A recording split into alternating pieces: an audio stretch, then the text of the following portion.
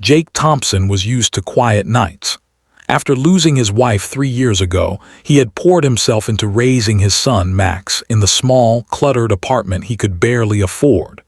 Nights were hardest, Max asleep, dishes done, and the silence pressing in like a weight. One rainy evening, the knock came. Jake frowned. Visitors were rare. He opened the door to see a young woman, drenched, clutching her stomach. Her clothes were worn but surprisingly elegant beneath the dirt and mud. She looked terrified. "Please, I need a place for the night," she whispered. Jake hesitated. He barely had enough room for himself and Max, let alone a stranger. But something in her eyes, a desperation mixed with fear, stirred a memory of the nights he had nowhere to turn. "Okay," he said finally. "You can stay, but just for tonight." She nodded almost silently. "Thank you." Her name was Clara. She didn't tell him much, just that she had to leave quickly, that she was pregnant, and that she couldn't go back home. Jake left her alone in the spare room, busying himself with dinner and trying to ignore the knot in his stomach. Over the next few days, Clara kept to herself, quiet and polite, but something about her unsettled him. She cooked small meals, cleaned, and avoided Max's curious questions. Yet her presence brought a strange warmth to the apartment, like a fragile light in his dark routine. One evening, as they sat eating dinner, Clara finally spoke. "I'm sorry," she said softly. "I didn't mean to intrude." "You're not intruding," Jake said. "You just needed help." Her eyes filled with tears. "I've never asked for help before. I wasn't supposed to. I'm someone people know, someone who has everything on the outside." Jake frowned. "I don't understand." Clara took a deep breath, her hands shaking. I'm a millionaire's daughter. I ran away." Jake froze. The words didn't make sense. She looked like any girl struggling to survive, not some heiress. Why would you run?" he asked. "My life, it wasn't mine," she whispered. "I had to marry someone I didn't love. I couldn't have this baby under their rules, so I left. I don't want their money. I just want a life, a real life." Jake looked at her, noticing the vulnerability behind her polished facade. He remembered his own struggles, how helpless it felt to be trapped by circumstances beyond your control. "Then this is your life now," he said quietly. "You're safe here." Days turned into weeks. Clara and Max grew close. She read to him, helped with homework, and somehow brought a brightness to the apartment Jake hadn't realized was missing. Jake found himself watching her quietly, feeling a warmth he hadn't dared to feel in years. One morning, a sleek black car pulled up outside. Two men stepped out, well-dressed, serious. Clara froze. "They found you," Jake realized. Clara grabbed her bag. "I have to go. They'll take the baby away if they find me here." Jake's heart sank. "Wait, you can't just leave." "They'll find me," she whispered. "And I can't go back there. Please don't get involved." He didn't move. Something inside him refused to let her leave. "I won't let them take you." The men approached the door, demanding she come with them. Jake stepped forward, shielding her with his body. "She's not going anywhere," he said, his voice firm. The men hesitated, clearly surprised. "She's our client's daughter," one said. Jake looked at Clara. She met his gaze, a silent plea. "I don't care who she is," Jake said. "She's staying here." The men finally backed down, realizing Jake wasn't joking. They left, but the threat lingered. That night, Clara finally broke down. "I never expected anyone to stand up for me, someone who didn't care about my money." Jake knelt beside her. "I didn't care about that. I care about you. You're human. You need help. That's all that matters." She looked at him, a tear sliding down her cheek. "Thank you." And in that quiet apartment, with the rain tapping against the window and Max sleeping peacefully in his room, a bond formed. Two strangers, broken in different ways, found safety in each other.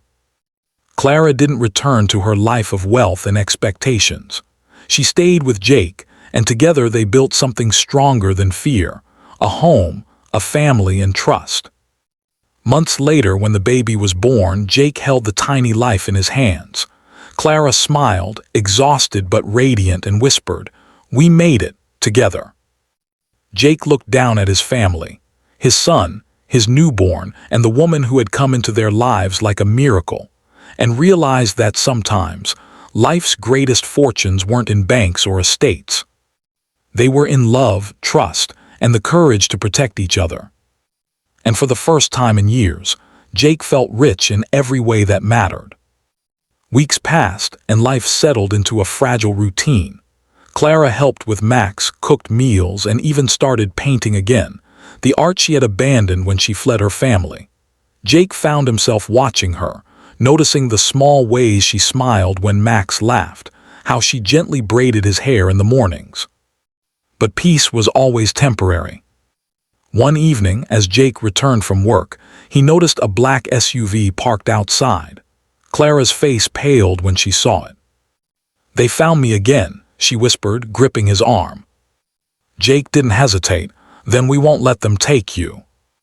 The SUV door opened, and two suited men stepped out. Clara's voice trembled. "They're my father's men. They want me back. They'll take the baby." Jake stepped forward, placing himself between Clara and the men.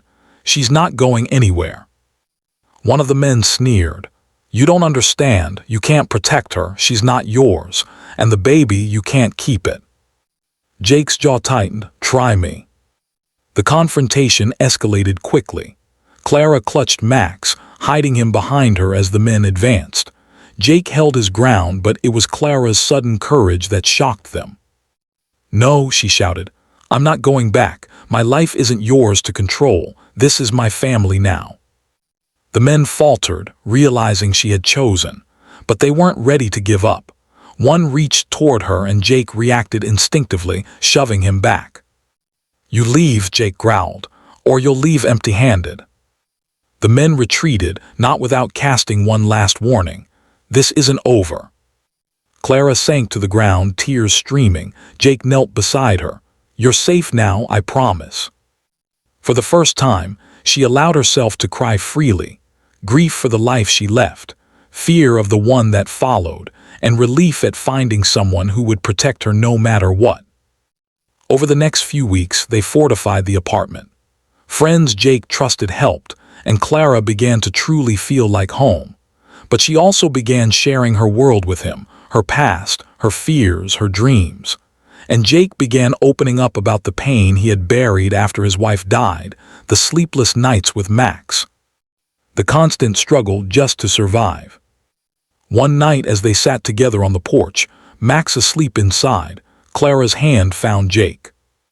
"Do you think we could have a real life together?" she asked softly. Jake squeezed her hand gently. "I think we already do. We just haven't named it yet." A smile flickered across her face. "Family." "Family," Jake agreed. But the threat of her wealthy family still loomed. They sent letters, legal notices, and even a private investigator who tracked Clara's movements.